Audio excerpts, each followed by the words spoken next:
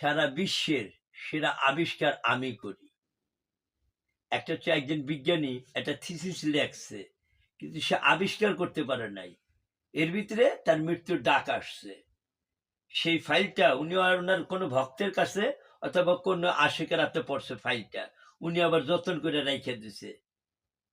রাইখা গুরু যখন চইলা গেছে তখন উনি ওই ফাইল দিয়া চেষ্টা করছে। চেষ্টা করতে, করতে উনি একদিন সাকসেস হইয়া গেছে। কিন্তু যিনি থিসিস লেখলো উনি কিন্তু আবিষ্কার করতে পারে নাই। এটা হচ্ছে বিজ্ঞানী, বিজ্ঞান। বিশেষ জ্ঞানের অধিকারী। তাই সে বিজ্ঞানী। কিন্তু সে আবিষ্কার করে যেতে পারে না। এটা একটা পার্ট। আর আরেকটা পার্ট হচ্ছে ওই বিজ্ঞানী ওইটা যদি আবিষ্কার করে রাইখা যেতে পারে পৃথিবীতে, সেটা কি হইল? আবিষ্কারক। আমি কিন্তু ২ টা পার্ট। বিজ্ঞানী প্লাস আবিষ্কারক। পৃথিবীর শ্রেষ্ঠ আবিষ্কার আমি করেছি নিরাকার রহিম